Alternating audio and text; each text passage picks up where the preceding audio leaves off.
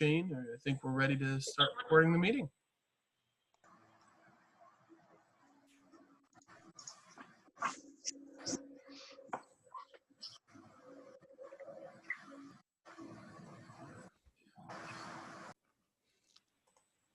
Well, everybody, welcome to the Rotary Club of Carbondale. I had this synced up, but there we go. We'll go back to our stuff here. Welcome to Rotary. Thank you, Carl Flowers, for being our greeter today. I see he's on the phone, which is okay, but we're still going to say thank you, Carl, anyway. Let's jump right into the Pledge of Allegiance. Shane, could you please lead us in the pledge? Would everyone please stand so we can do the pledge together? I pledge allegiance to the flag of the United States of America and to the republic for which it stands, one nation, under God, indivisible, liberty and justice for all. Thank you, Shane. It's time for our moment of reflection, and today's moment of reflection is led by fellow Rotarian Sharon Lorinskas. Like most of you, I was absolutely devastated by the death of Ruth Bader Ginsburg on Friday, and to the point where it's hard for me even now to talk about it. It's been a long time since the death of a public figure has affected me as much as her death has. But I draw hope from the fact that she herself recognized that a lot of her work, in particular her dissents, may not have an immediate impact, but may impact the future. So that's the hope that I hold on to going forward. And this is what she said. Dissents speak to a future age. It's not simply to say, my colleagues are wrong and I would do it this way. But the greatest dissents do become court opinions, and gradually over time, their views become the dominant view. So that's the dissenters' hope, that they are writing not for today, but for the future. And a good example of that was her dissent in the employment discrimination case that eventually in Barack Obama's first months became the Lilly Ledbetter anti-discrimination law. So long live RBG. Thank you, Sharon. Now it's time for some of everybody's favorite. I'm going to stop sharing my screen so we can record all of you dancing and singing as we listen to Smile sing a song.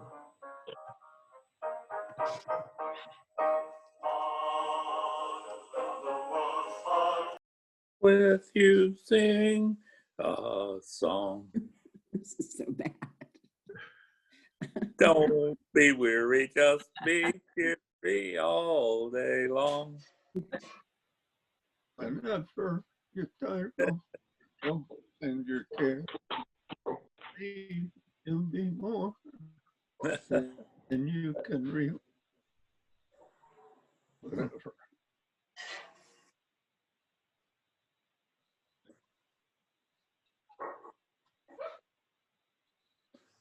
Where'd the music go?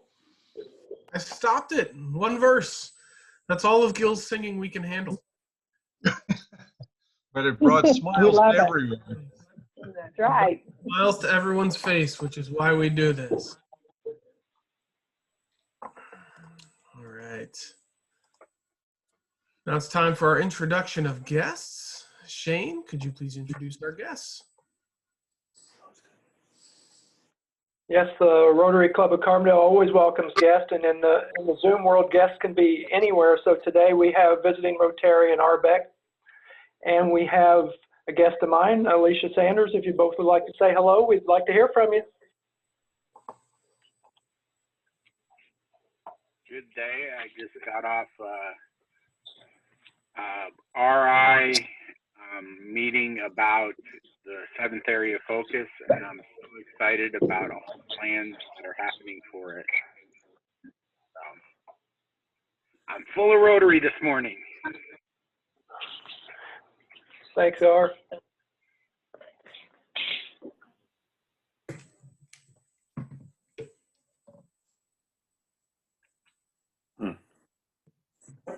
Back to you, Rick. All right. Sorry, when I'm sharing my screen, I can't see everybody's pictures all the time. So now it's time for some club announcements. Our club duties, don't forget to check out the doodle poll. This did get sent out last week. Please take a look at it. We did have to scramble again a little bit today to get some folks to step in. So if you're going to be on the Zoom call and you can be our greeter or lead us in the pledge, or you've got a reflection that you've been to share, please let us know and we'll get you on the list.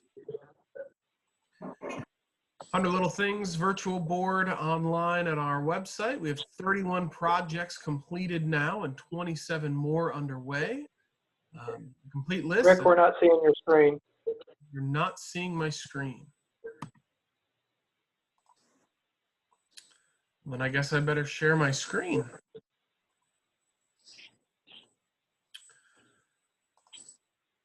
There you go. There. All right. We're a little further into the. We'll just leave the smileys there for now.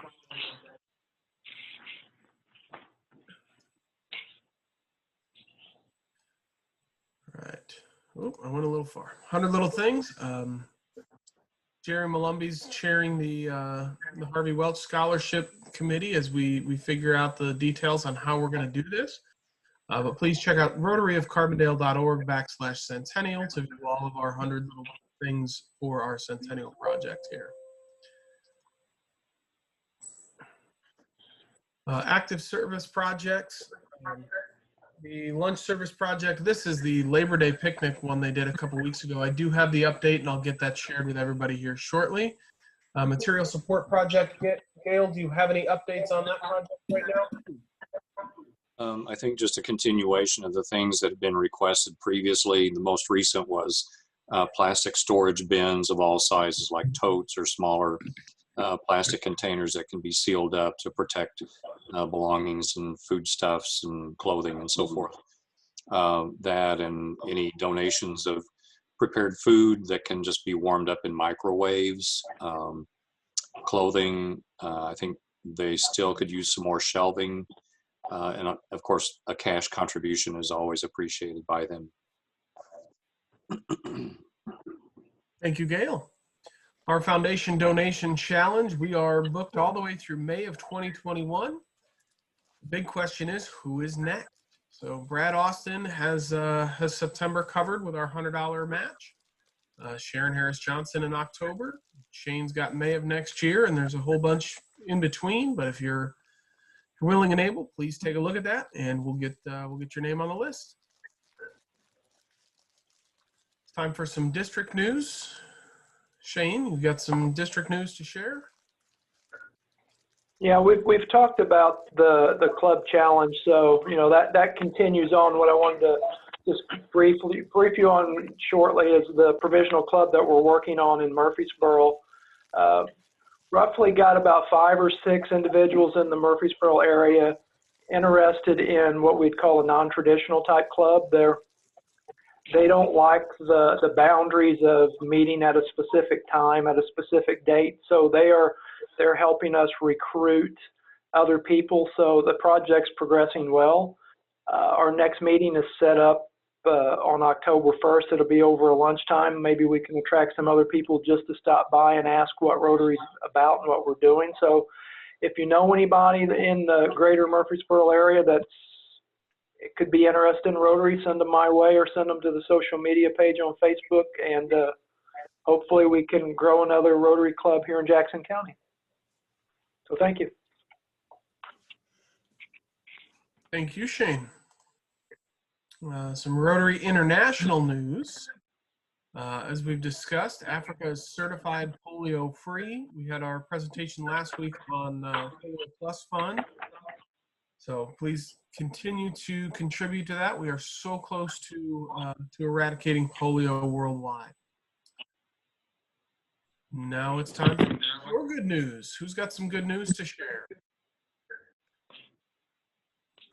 I can't see everybody's screen, so feel free to speak up. This is Shane. I'll start first. Couple I things. don't First know one, if this is good news, but it's fun news.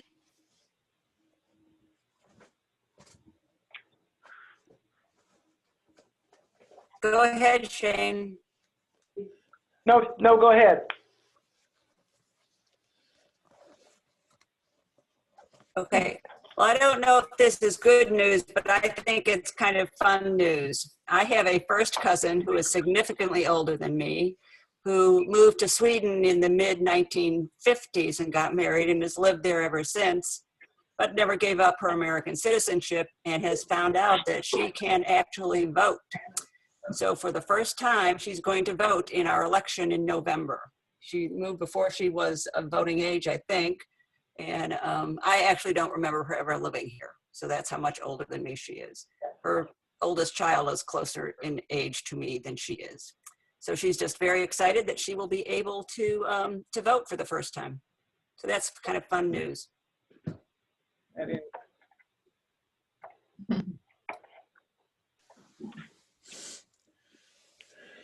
Well, I'll go. This is Shane. A couple things that if you remember back when we had the individual that leads the Jackson County CEO program, his name is Nick. He had volunteered to help with our 100 Little Things. He was going to sponsor the Apple project. So since Gil has already stepped up and do that, he's going to take on another project. He's going to actually do 2 projects for us that are on our list. One was the delivery of 100 donuts to first responders in the Carbondale area. So he's going to deliver donuts in the next week or so to the police and fire department. And he's also going to participate in the planting of trees on the behalf of the Rotary Club. So those are really good things from Nick that he's stepping up. Even though he's not been with us, he's with us in spirit. So, and the second thing, a little tout for Egyptian Electric. If you're an electric co-op member, you may or may not notice that your electric bill has been trending downward for the year. Your bill's actually down 2%, and you should start seeing greater discounts as we move forward in time. So stay tuned and pay attention to your electric bill when they come in.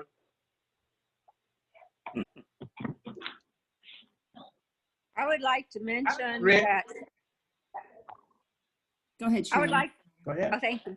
I would like to remind everyone that early voting starts tomorrow at the courthouse at 8 o'clock, 8 till 4. So, and also the mail-in ballots will be sent as of tomorrow. So we're getting closer, thankfully. Question for you, Sharon. I did see a post that you were running for a position. I thought you had previously stated that your political career was you were in retirement of that career. But what are you running for, and in what jurisdictions? Well, we had a candidate who dropped out within hours of not being able to have a write-in. And I was asked to step in as an alternative because of my experience and, you know, run for county board in District 3. Now, this is mostly Murfreesboro and out toward Carbondale a little bit. I guess I have a lot of negative qualities, but one is loyalty. And when I was asked, I said I would. Nobody else wanted to. So it would be almost impossible for me to win as a write-in, but I do believe we need a choice, and I have the experience. So I'm doing it. I'm taking one for the team. Sharon, who's the current board member in that seat? Stephen Boss was, but you know, he became our public defender. And so the Republican Party appointed Gene Basin. And Gene's a nice young man. He's a former student of mine. In fact, I called him and congratulated him when Larry Reinhardt dropped out before I found out, oh no, I'm going to be running against you. But he's a nice young man. I feel like I do have a lot more experience, and I know everyone on the board so I can reach out bipartisan wise. So if it happens, it happens. If it doesn't, here I am. Look, It's Gil Um, Cronin. I don't know if it qualifies as good news, but I survived 84 years, so it was good news for me. Wow. Yes, that is good news. I have good news from Pignon, from the Hospital Bienfaisant. They sent word, 1,000 thanks to our Rotary Club because they have received our package with the 308 masks and 50 t-shirts, over 50, 2 pairs of scissors, and many instructions. And since that time, well, they also told me in the email, I had offered pictures of putting the mask on, how to put it on, and they said, send the pictures. So I just want to let you know of my first modeling experience, and yes, I will share them with the club next week or so. I modeled 4 pictures of how to put our mask on.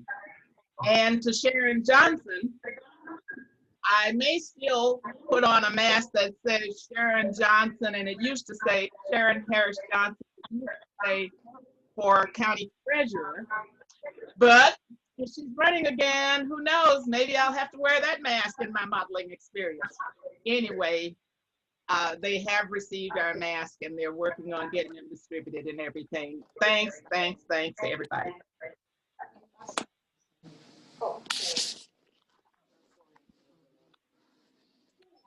A couple other names that I saw pop up where people started to speak. Yes, Who else has some good news today? I'll go. 2 things. First of all, I am feeling better after 2 weeks with what was most likely COVID, but they haven't been able to definitively prove that yet. I had 1 test that was negative. My doc wanted a second one because she was sure I had it. That one came back with specimen couldn't be tested, and I just had a 3rd one on Monday. But if you start running a temperature, definitely look into it. I never run temps, and I had a temp for almost 2 weeks. So, but I feel fine now, and I'm very, very fortunate to have a mild case because I have multiple. Secondly, I've participated a few times in an online trivia contest called Demo Quiz that's run out of Vermont by a guy by the name of Dave Madden, who was a big winner in Jeopardy several years ago. And he pumped the money from Jeopardy into supporting academic competitions around the country, including a couple of really huge ones now called National History Bowl and Bee and National Geography Bowl and Bee. But he's also an ardent Democrat and started this online quiz contest just to encourage people to vote for various Democratic candidates.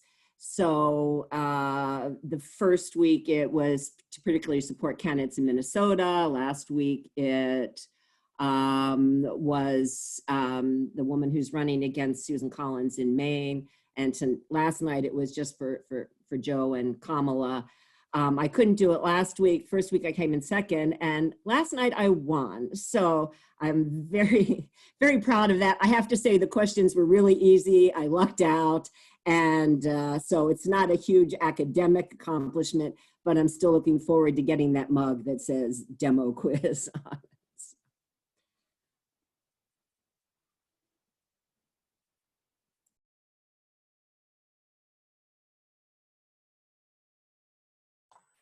Anyone else with some good news or other things to share today?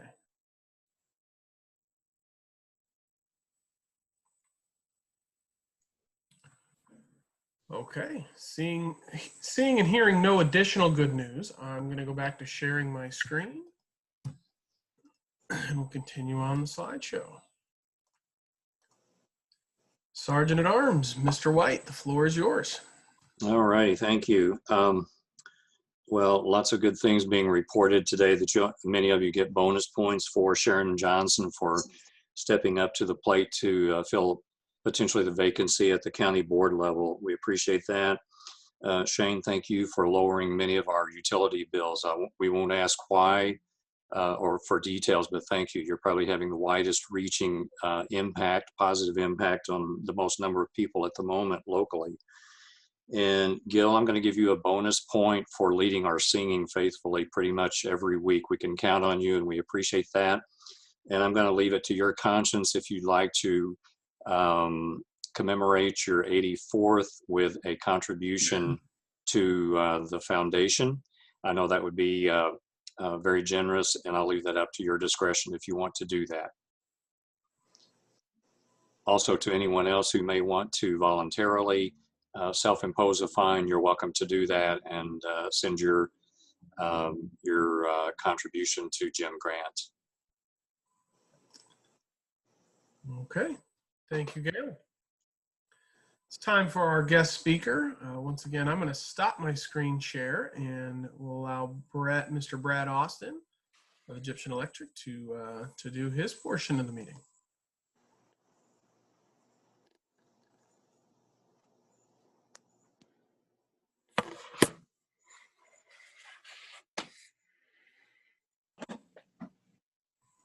All right, hopefully everybody can hear me. So this is a topic that, whether you're for electric vehicles or not, is a little history I'm going to give you today, kind of tell you where we're at now and what I see a little bit coming on in the future. One thing I didn't say during the good news, since I knew I'd be speaking, is I did go ahead and send my $100 in for the month, since I pledged that, as well as, unlike Gil, whose birthday is past, my birthday is tomorrow. So I went ahead and sent my extra birthday dollars with that $100. So hopefully that has got there.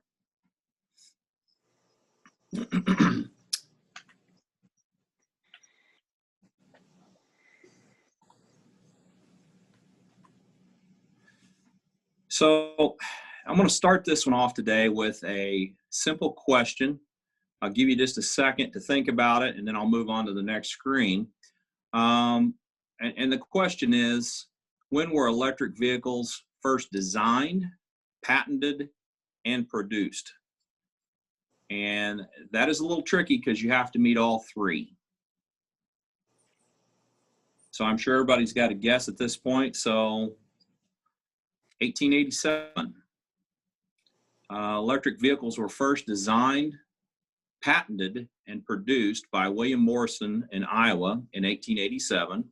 That is an actual picture of the designed carriage that he built.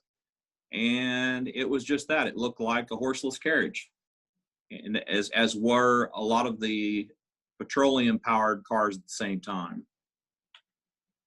So just to go through a little evolution of EVs, most people have a concept of electric vehicles only of what we've known recently. But in 1928, the first small-scale electric car was created.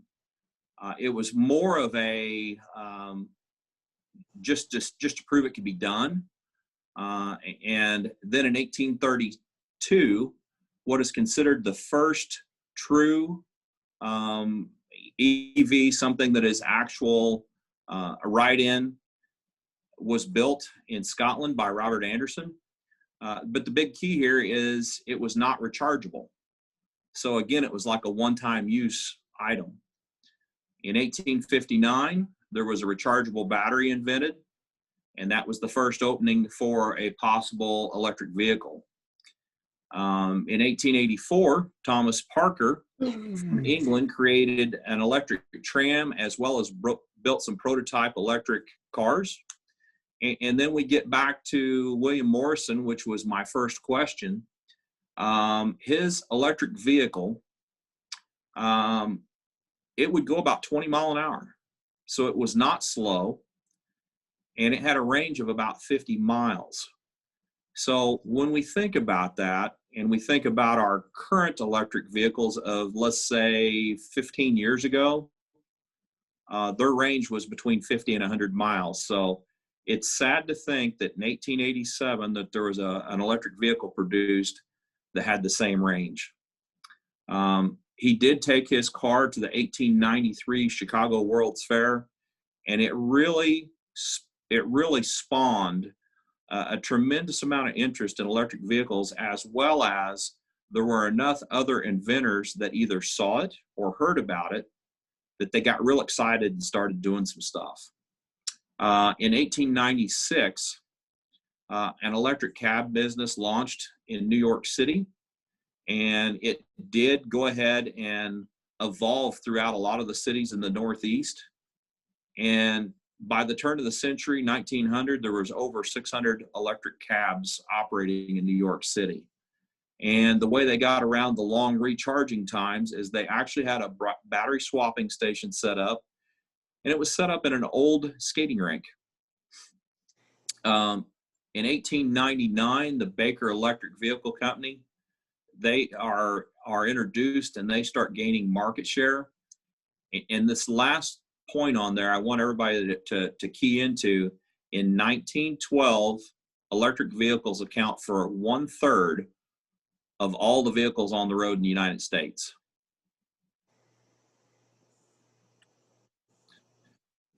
So I've got some ads from around the turn of the century. You can see the Baker vehicle one there on the left.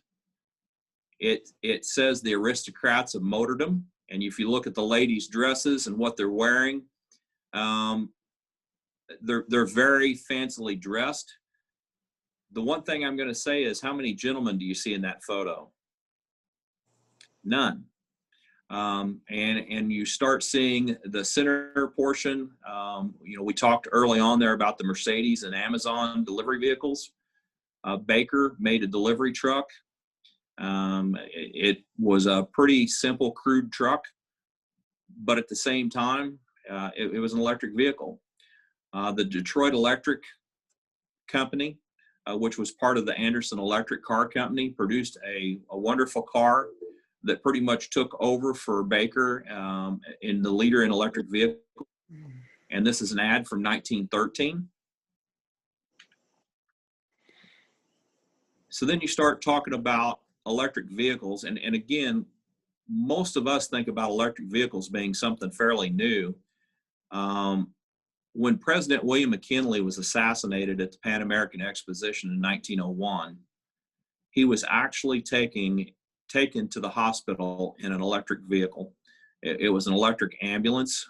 And that was the first president to ride in an electric vehicle as well as a gas-powered vehicle, albeit his first to ride an electric vehicle was after he was shot. But in 1909, President Taft purchased a Baker Electric. And in 1912, he purchased a second Baker Electric, and it was used by the First Lady, as well as all of the First Ladies after her until 1928. And the picture at the bottom there of the open carriage, that is the actual car that was bought. And if you're a Ford Museum person and want to see the Henry Ford Museum up in Detroit, you can actually see this car. So then we start thinking a little bit about some innovations that came about on EVs that we take for granted now in modern cars. The first one in 1887, the William Morrison patent, used front-wheel drive. Front-wheel drive really didn't make a big hit in cars and become a standard until in the 60s was the first ones that really were big. I know there was a few Cords built in the 30s that also had front-wheel drive, but 60s and 70s were really when they started taking a foothold, and real front-wheel drive mainstream was in the 80s and 90s. 1902, the first seat belts were used. 1903 was when the first battery was available for mass production that was invented by Thomas Edison. He actually patented the battery in 1901. It went into production, and that battery stayed in production until 1970s. But the reason he created the battery was for the electric vehicle. And in 1910, the Baker Electric Vehicle Company started using an actual drive shaft instead of a drive chain. The drive chain was a high maintenance item as well as dangerous. And basically, not long after that, most car companies started adopting a drive shaft, and they've been a drive shaft since. So I said there in the early 1900s that a third of the vehicles were electric. So what caused it to change? What caused the decline? The first one, what Shane and I have in common is we both work at Electric Cooperative. The first one is electricity really wasn't available outside of the city areas.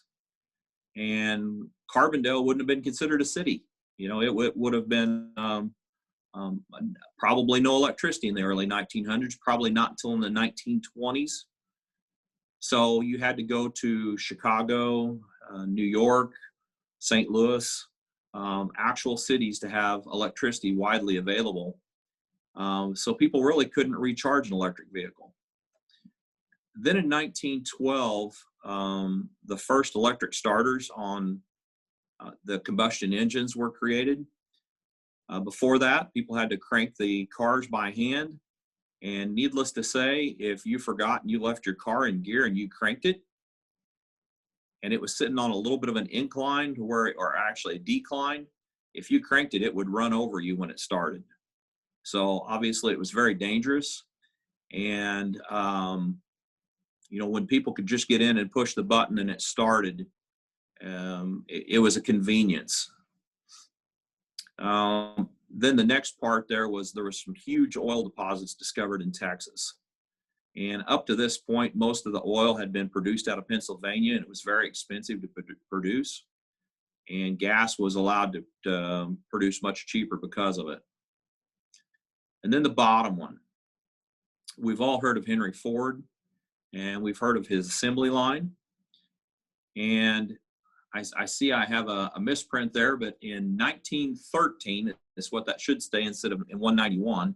In 1913, a Model T sold for $525, whereas a similar looking Detroit electric car sold for $2,300.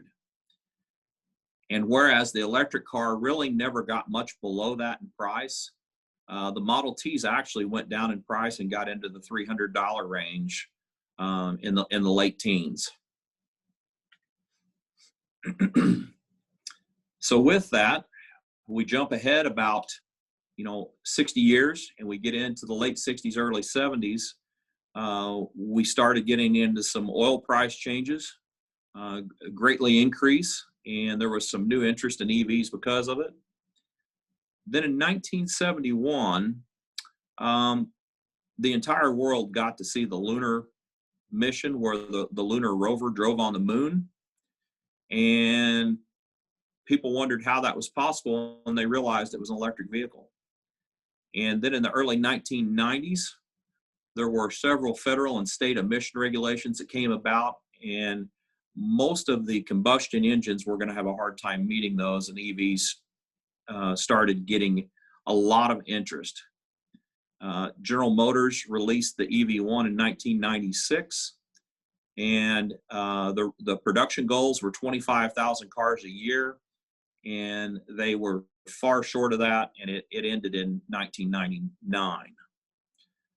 Toyota released the Prius in 2000, which was both an electric and a gas-powered engine. It was considered a hybrid, and you can still buy hybrids today. But then in 2006, a new startup that maybe you've heard of or have not heard of, Tesla, began to build a sports car. And when they built their little Roadster, it had a range of 200 miles. Elon Musk actually sent his Roadster into outer space a couple years ago on one of his SpaceX rockets. Then in 2009, the U.S. Energy Department announced that it wanted to have 18,000 charging stations across the country installed. And today there are only around 8,000 public charging stations in the United States. So I have a map here that looks like it's pretty well covered except for the southwest part of the United States, you know, from the Dakotas all the way down to Texas. But in reality, those green dots are just tiny little blips on the map. And if we could reduce them down to where they're actually at, there really aren't very many charging stations around that are open to the public, or if there are, or if there is a charging station, it may be only 1 or 2 units. So today we have, this is what is available for consumption within the United States currently, as far as considered a passenger vehicle. And I put them on the list here by order of how many miles, how many miles of range you can get out of it before you have to recharge. So Tesla leads the way with the Model Y and the Model S. And shockingly, the Chevrolet Bolt comes in third with a 250-mile range and a very affordable price tag. So I'm going to kind of skip over what's going on today and jump to the future. So the future of EVs, in 2025, the prediction is 10% of all global passenger vehicle sales will be electric vehicles. And while 10% doesn't sound like a great number, the average number of passenger vehicle sales globally is somewhere around 75 million. So in 2025, that means somewhere around 7.5 to 8 million cars that are sold, or passenger vehicles that are sold, will be electric vehicles. The United States is already lagging behind in sales across the globe. Europe is leading the way, and China is second by per capita.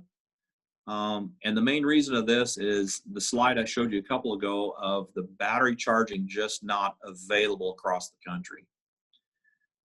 Yesterday, Tesla announced that it's going to begin production of a new long-range battery, and they are going to produce it themselves. Currently, they use somebody else's battery, designed by Tesla but built by somebody else, and they're going to build their own factory.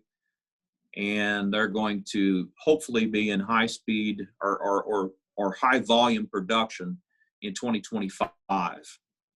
All the major car companies that we think of here in the United States, whether it's General Motors, Ford, Chrysler, they are all entering the EV market in a big way, and they're trying to ramp up to catch some of these other car companies that have already went that way. The Ford E-Mustang is available now for order. And if you have seen a picture of it, or if you've seen a video, the E-Mustang does not look anything remotely like the standard internal combustion engine Mustang. And I appreciate that, because they didn't just try and make a internal combustion car into an EV, so it probably has a better chance of succeeding.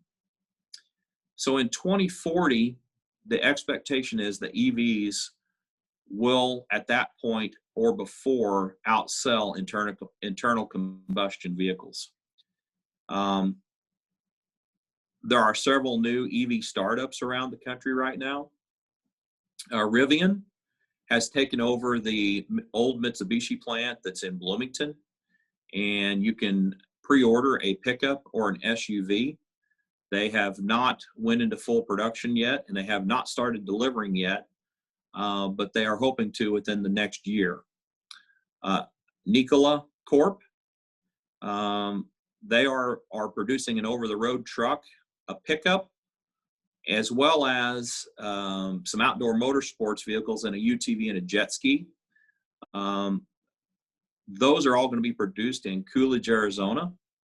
And one thing that I'm going to make note of is Nikola and GM last week announced a partnership. I don't know what that detail is, because they've really not announced the detail, My gut feeling is General Motors is probably trying to get a hold of a startup that they believe in, and versus starting from scratch, they're going to buy one. Fisker is in California. They're planning on releasing an SUV in 2022. Faraday is an SUV. Those are going to be released in 2022 or 2023. They're also in California. The Byton is a Chinese vehicle, and it is an SUV that is really, really close to releasing now. They just haven't gave their official date yet. Lucid Motors is a high-end luxury sedan, and this one's pretty interesting. There's over $1 billion been pumped into this one from Saudi Arabia right now. This car is going to cost a little over $100,000. And the gentleman that is leading Lucid Motors used to work for Tesla. Lordstown Motors, they are planning on releasing a pickup, and it is going to be built in the old GM plant in Lordstown, Ohio. So here's the graph that is released. This one was released on Bloomberg New Energy Finance, that shows realistically probably about 2038, 2039. That's where they're predicting the crossover is going to happen, where electric vehicles are going to outsell internal combustion engine vehicles. This is a handbook that you can download from the Department of Energy, and I have it electronically if anybody's interested in it. It just goes into some more detail on electric vehicles. So the question is, out of this group, are you interested in an electric vehicle? And there's a handful of questions that you have to ask, and I'm not going to go into great detail because I know we're running short on time, but one is your daily commute under 330 miles?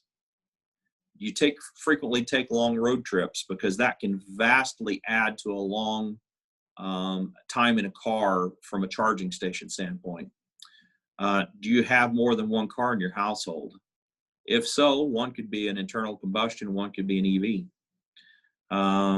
I think this group is probably all has off-street parking.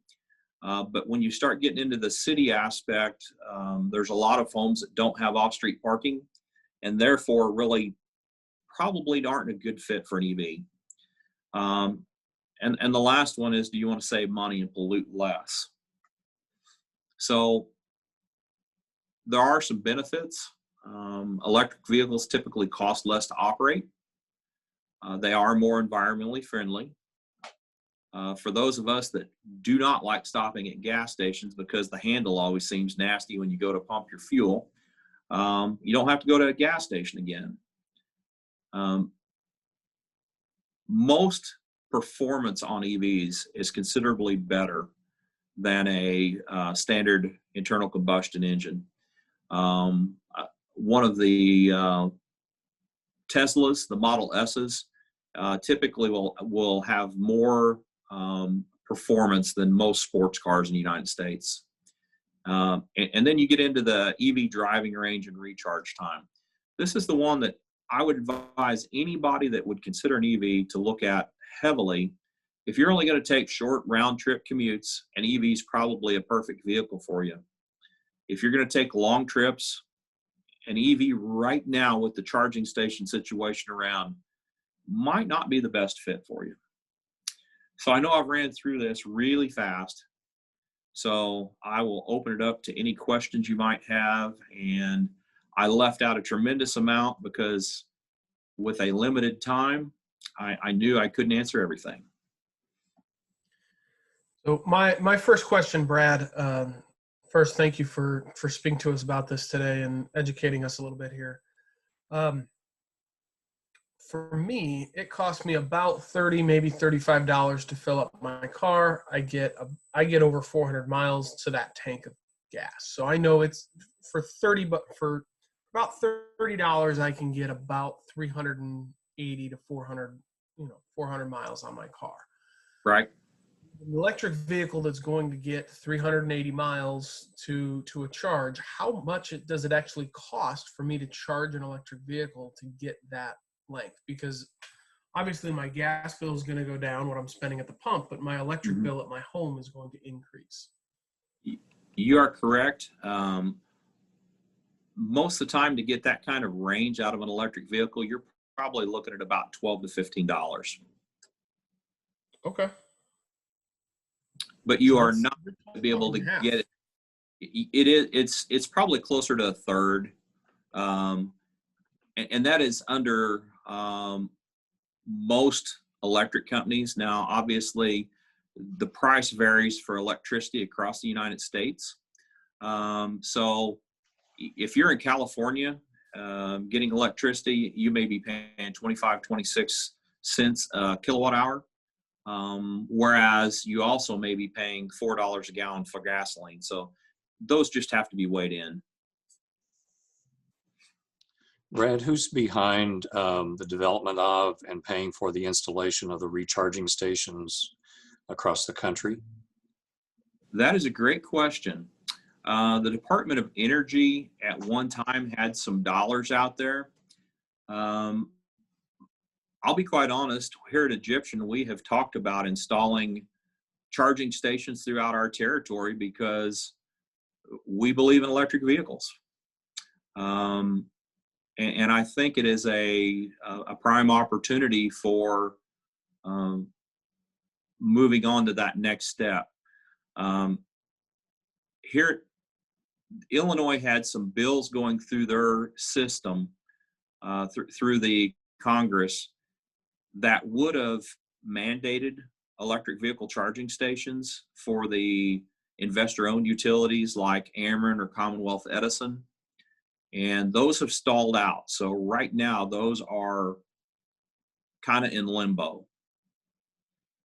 Most of the time, those charging stations that you see are ones in which, like the Tesla charging stations, they try and put those along interstate routes. And they do it because they believe that they can take marketplace if they have charging stations out there. And they're right. They are by far and away leading the electric vehicle market. So is there a map or a directory of locations of charging stations if you're starting out on a cross-country trip? There are. There are several actually. ChargePoint has a really good one, and it's an app that you can download. ChargePoint has various charging stations throughout the country, and they put out charging stations, and if they pay the electric company, let's say 10 cents a kilowatt hour, they may charge 13. So they are making money just like a gas station would.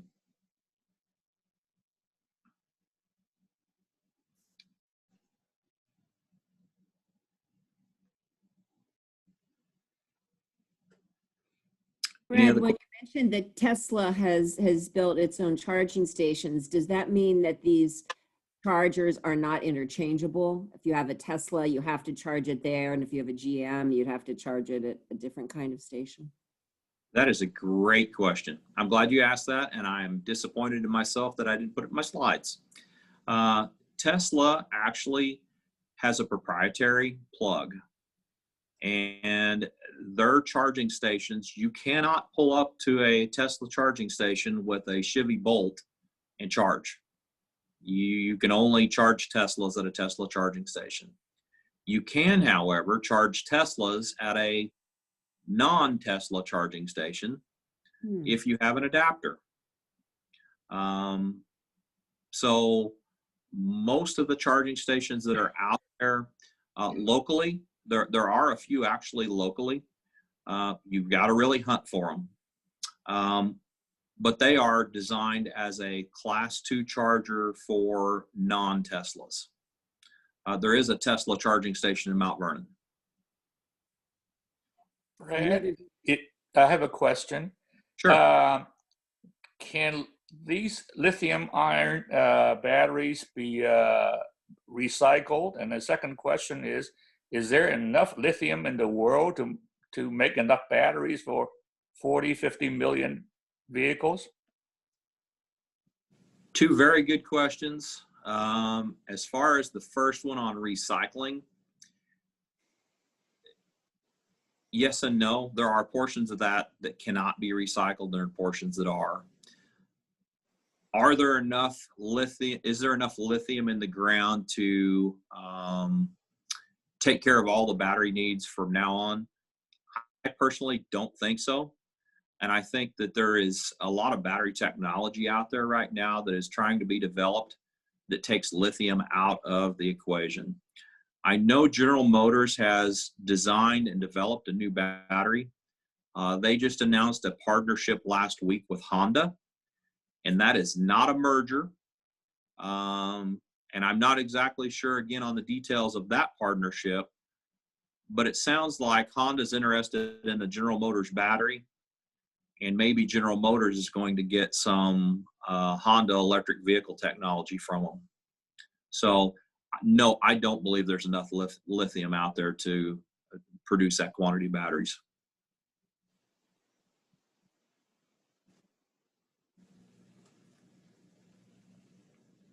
I have this idea that the next car I buy is going to be an electric, and that I would like to set up enough solar so I could be basically totally off the grid with it. So can I generate enough solar to charge an EV for moderate use? Oh, I would say absolutely. I would think if you have, well, obviously R's the person to ask, but if you have a solar system to cover your needs, you should be able to charge your car. And the interesting thing there is a lot of talk about discharging your car batteries to run your house at night. So it might even be possible to charge your car during the day, as well as a little energy consumption at your home during the day, and then at night use the car to actually power your home.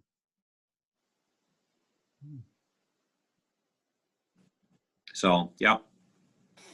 Thank you.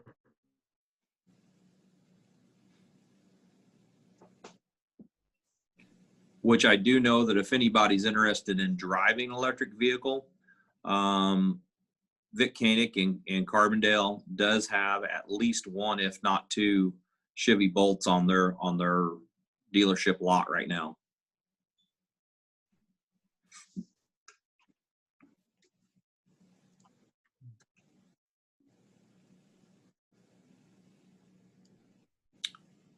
I'm seeing no other questions. Feel free to call every dealer, because they're actually the only one who keeps electric vehicle in stock as of 2 months ago. Yeah. Yeah. I had to go to St. O'Fallon to buy an electric car.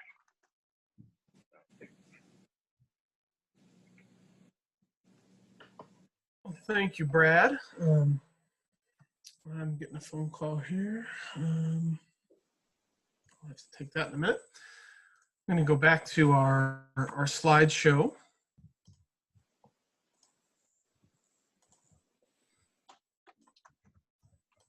That doesn't appear to want to open for me right now. There it goes.